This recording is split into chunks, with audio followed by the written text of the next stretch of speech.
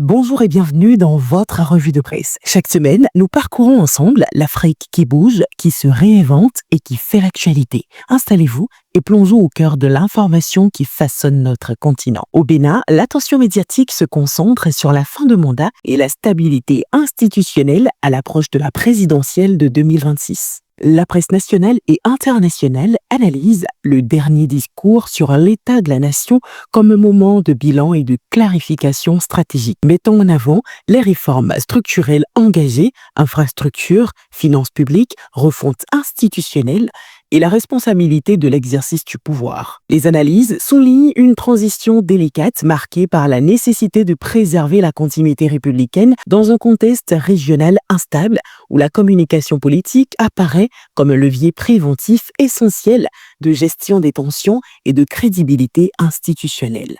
Au Nigeria, l'actualité récente a été dominée par la libération de personnes kidnappées, notamment d'un dernier groupe d'élèves enlevés dans l'État du Niger. Les agences internationales rapportent une opération conduite par les forces de sécurité, saluée comme un soulagement humanitaire après plusieurs semaines de captivité. Au-delà de l'événement, la presse met en perspective les causes structurelles de ces enlèvements. Insécurité rurale persistante, économie de la rançon et faiblesse de la présence étatique dans certaines zones.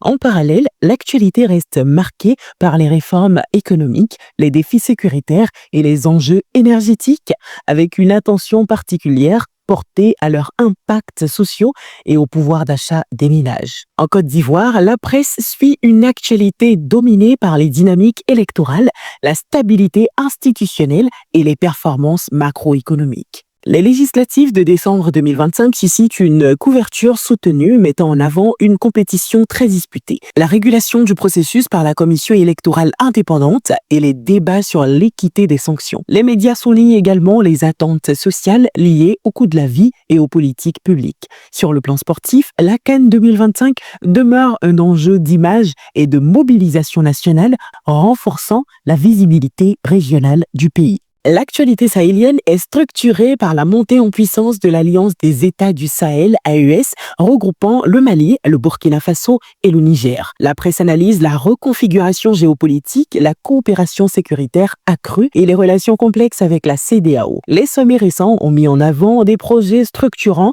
visant l'autonomie stratégique et économique, notamment le lancement officiel de la Banque confédérale d'investissement et de développement de l'AES, destinée à financer des projets structurants pour l'énergie, l'agriculture et l'industrialisation. Au Burkina Faso, la couverture demeure centrée sur la sécurité, la gouvernance de transition et la situation humanitaire, tandis que les analyses évaluent les choix stratégiques du pouvoir et leurs conséquences sociales dans un contexte de conflit prolongé. Au Sénégal, la presse internationale et panafricaine décrit une recomposition politique et institutionnelle portée par de fortes attentes sociales.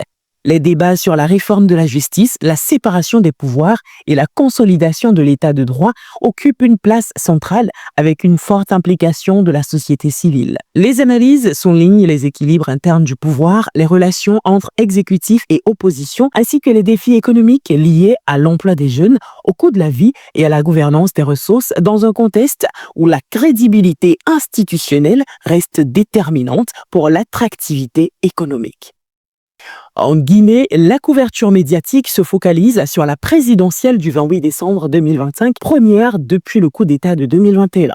Les médias décrivent un scrutin perçu comme une étape clé de normalisation institutionnelle dans un contexte marqué par un nouveau cadre constitutionnel et par le poids stratégique du secteur minier. Toutefois, la mise à l'écart d'une partie de l'opposition alimente des critiques sur la compétitivité du processus, tandis que la pauvreté persistante renforce les attentes sociales autour de cette échéance. Au Togo, l'actualité est suivie à travers les évolutions institutionnelles, les débats sur les réformes politiques et la situation sociale. Parallèlement, la presse économique met en avant la stratégie d'attractivité du pays, illustrée par des investissements dans le tourisme d'affaires, les services et la logistique, présentés comme des leviers de positionnement régional et de création d'emplois. Le Togo confirme par ailleurs ses ambitions économiques avec l'arrivée annoncée du DoubleTree by Hilton Lomé Airport, situé près de l'aéroport international Yasimbe et Yadema. Selon le Journal du Togo, l'établissement de 165 chambres sera opérationnel en 2026, renforçant le positionnement du pays sur le tourisme d'affaires. En République centrafricaine, l'attention médiatique se concentre sur les élections du 28 décembre 2025, considérées comme un moment institutionnel majeur.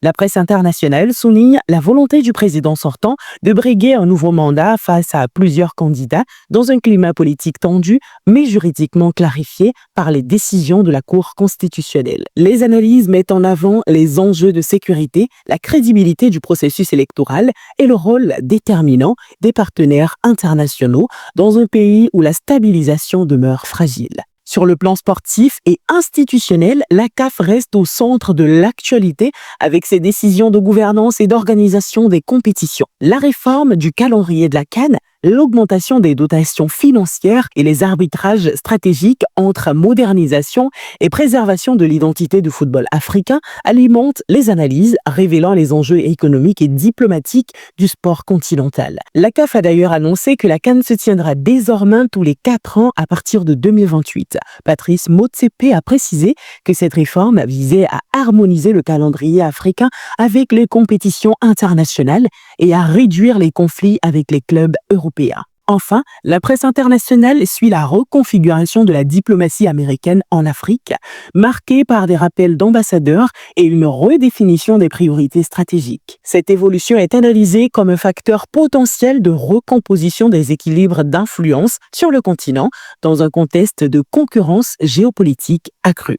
Merci d'avoir suivi cette revue de presse. C'était Dr Coralie Pouillon avec à la réalisation Coach Auréliata.